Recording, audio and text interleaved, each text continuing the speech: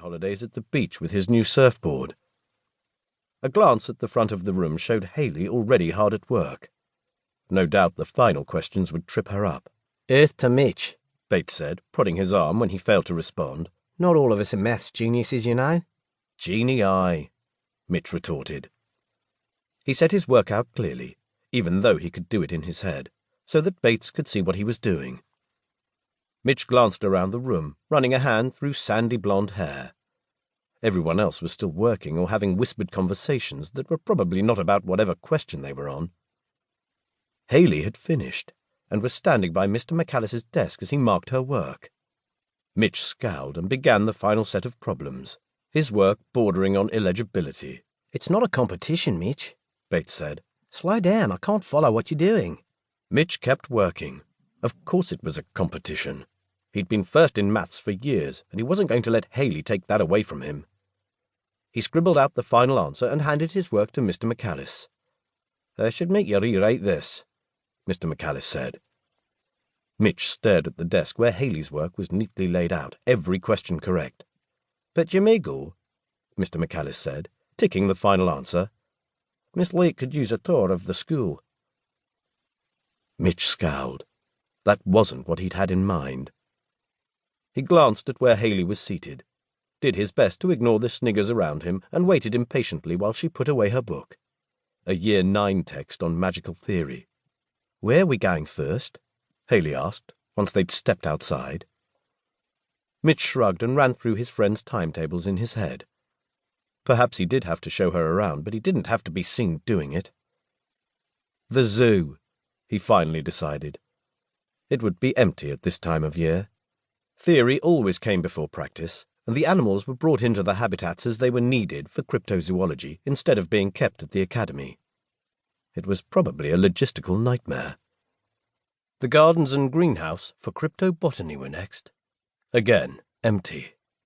"Do you want to see the lake next?" Mitch asked, shoving his hands into his pockets. "I can see it just fine from here," she said, fiddling with something hidden under her sleeve. Mitch sighed and led the way towards the alchemy workshops.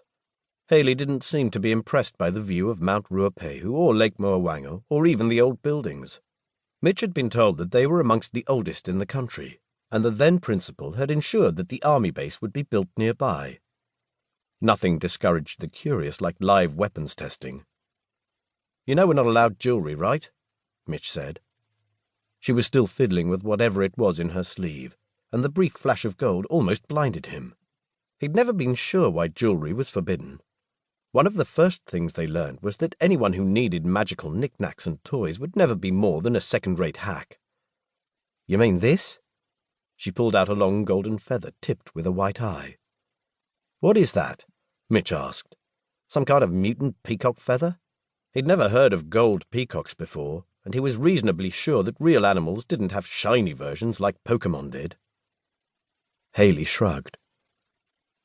They passed the alchemy workshops, and Mitch turned them towards the mundane classrooms, pointing out the blocks where their lessons on teratology, ancient languages, and xenobiology would be held. "Did you have to do languages at your school?" Mitch asked. "They insisted. I spent the last 2 years learning French." "They give us a new one every year," Mitch said. He probably half remembered more French than she did. Their teachers were very big on the linguistic underpinnings, allowing him to pick up the sentence structure of most languages easily, even if he was lousy at the vocabulary. "So, do you remember me, Angel Girl?" he asked.